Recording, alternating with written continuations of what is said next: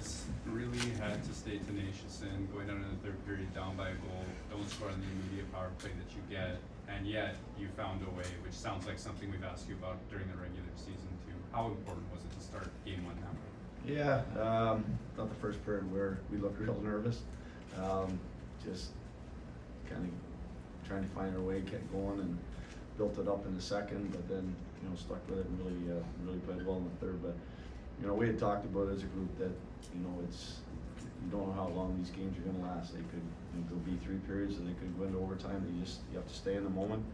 And I thought we did a really good job with, that first period, it was a little bit wacky. We were a little bit sloppy, and then all of a sudden in the second period we started to do some things that we had talked about, got some zone time, started to create chances, and then it kind of built towards that third. It was a real good third period. Did you sort of get the sense on the bench that, Kyle Connor was finding his space and that this was going to happen in time, or did that third period by them kind of come out of just their star power, I guess? Well, it's one thing about, the best players or the top players, especially offensive guys, they have a knack for finding holes, for finding ice. I thought KC had a lot of puck possession in the second period. He didn't get that shot off a few times, and just felt in the third he really got in his head that he was going to fire pucks. Bennington made a heck of a stop on the one. But that's one thing about Casey. He'll continue to shoot pucks and continue to grind it, continue to find those holes. Scott, how would you describe the way that line embraced the matchup with Thomas as well? Yeah, they've had it a couple times this year already, so it wasn't like they hadn't had it before. But again, that's a real good line on the St. Louis side as well, and real dangerous.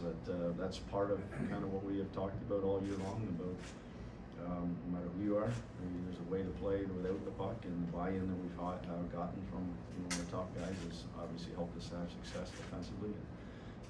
That was a good match. They had some looks. That line had some looks, obviously, but that's what it's going to be. They're going to have to do it.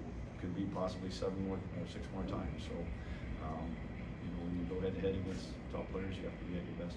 And then too, playoffs can also be about unsung heroes. How would you describe the way your fourth line was able to contribute for you today? Yeah, that was a big goal. Obviously, kind of really got the crowd into it. Not that they need to get any louder, but it's going to be like it has been all year long. That it's all 4 lines, it's all of our D contributing. That we roll well when everybody is part of it, and that's kind of what we got tonight. That goal from Kyle and Mark, the fourth goal, it happened after a prolonged cycle, and throughout a game that was very tight checking, but Sheffield finds the seam. Was that another instance of 2 of your best players finding a way to adapt and evolving through the course of the game? Yeah, we caught him on icing, so that helped. And then obviously the big face-off. It wasn't a clean win, but it was Al came off, or KC come off the wall to help get a piece of that. So he starts there, and then obviously had the face-off play on, and some they're not always you don't always get away with them. And there was a really good, just the whole sequence of it was executed perfect.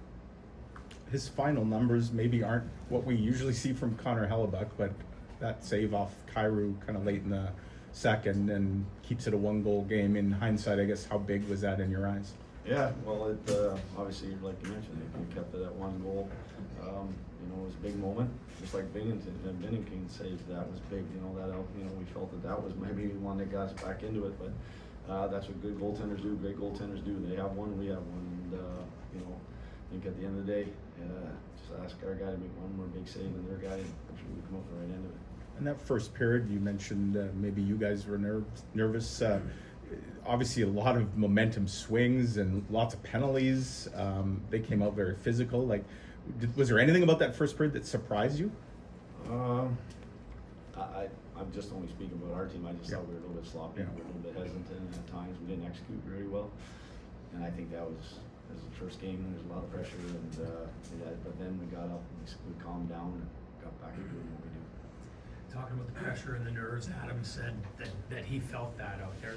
The Whiteout traditionally the last number of years has not been an easy place to get results, and I'm wondering if what you see tonight, the way your team reacts to that nervousness, is if you're seeing growth in this group, that it's something they can lock in and take forward. Well, we'll talk about it before the game too. That we need to come out and get going right off the bat, but sometimes that crowd, it's so loud, and they also, you can feel it, you can hear the oohs and ahs when we miss, or there's something if there's a bad call, or if there's a missed call. It's amazing how that is so loud and it flows, and then if they got up on the lead in our whole guy, everybody got a little bit quiet, and then they got themselves going again. So it is, there's an ebb and flow coming from the from the fans, and yeah, but we've been through it, and we've obviously had lots of sellouts here for, especially the last part of the year, and hopefully that, next game, period number 1, we're up and running right away. Okay, guys. Thank you. Thank you. Thank you. Thanks. Thanks, Scott.